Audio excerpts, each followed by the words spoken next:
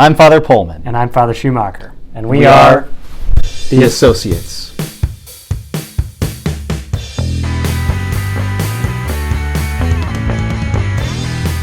Now for another question.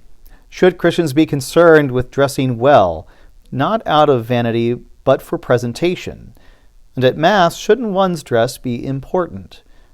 I remember there being a dress code in the Vatican and it being very much instilled. I think maybe a good place to start with this question is to point out that our bodies matter. They matter not just for our own kind of physical life, but for our spiritual life.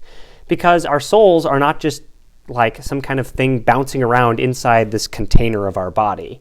But our soul and our body go together, and God created us that way, so that what we do with our body actually affects the state of our soul and vice versa.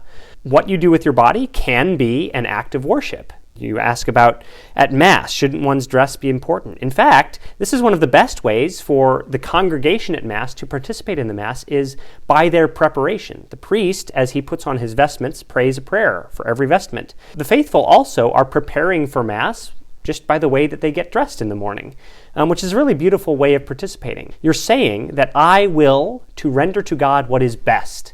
So I'm going to, for Sunday Mass, get myself dressed up in my good clothes to show something nice for God. We always want to have something to look up to as an example, even if it's not something that we maybe necessarily imitate in the same way, shape, or form. One of the things I like to point out when it comes to dignified dress is that it is very sacramental.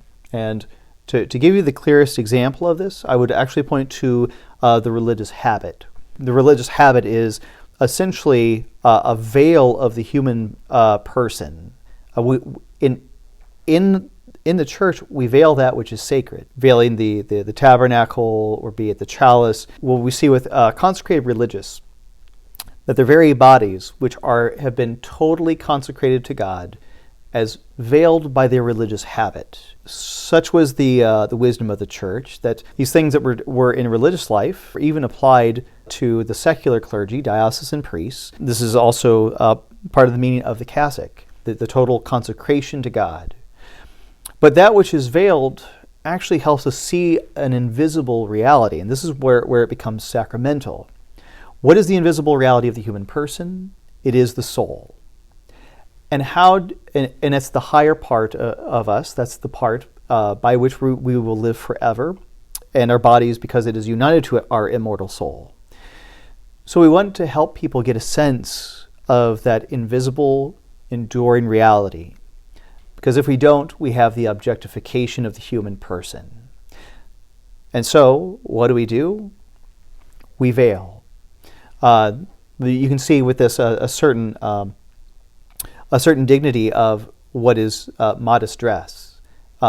Not because we think the body is bad, but to show that invisible reality and to help them focus on the face which embodies the entire person. This is just a beautiful reality that the Church has expressed throughout the ages, and part of that is simply dressing up for Mass. Right, and maybe this can be extended to the rest of your life even outside of Mass. Part of the question is, should Christians be concerned with dressing well? Not out of vanity, but for presentation. This goes outside of Mass, too. And I think it's appropriate for each person to be dressed in accord with what we call the state in life. If you're a lawyer, you should probably look like a lawyer.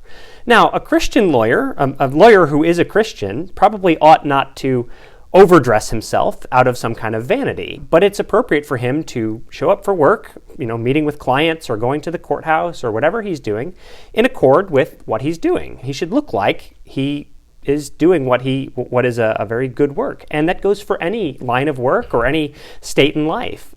We ought to be dressed in accord with who we are. One of the objections that might come up, and it ties in with Christmas just passed, is, well, yeah, but isn't it really, that God just wants our souls and God just wants our goodwill and all this material worship and material activity doesn't really matter to him? Why are we spending money on beautiful things and beautiful churches and beautiful clothes when really we should be giving that money to the poor, goes the common objection. And it might be answered like this: Christ made himself poor in order to enrich us. Or another way to put it, I heard a priest put it once, is Christ was born in a stable, but the wise men didn't come to him with straw. That we, human beings, ought to give him the best that we have. And that's the best of this material creation. And one of the ways that we can do that in a very ordinary way is just by the way we dress and comport ourselves. Yes, and we can see that this continues up until the very time where our Lord is crucified. When he was stripped of his garments, the Gospels relate that he had a garment without seam. That would have been a very pricey or the finest of vestments. It was an ephod, which was a priestly garment as well. So we can see that this dignity that he allowed himself come into this world as a poor man to be adorned with by those who love him. And we can see this extended or lived out in the life of the church, even in the sanctuary. This is why, from time immemorial, priests always had the finest vestments. Not gaudy, but there is supposed to be a nobility to the materials that are not used in mundane life. Not because mundane life is bad, but because divine worship is sacred. The priest would be adorned appropriate to that divine worship. And even the altar, which is a type of our priest, Christ, he would be adorned with his priestly vestments as altar frontals and these adornments in such a way to show reference to Christ as represented by the altar. Yes, these things are very, very important to show the dignity of our life, our state in life, and also that role in giving God glory. Click the logo right there to subscribe. Thanks for watching. New episodes come out every Wednesday.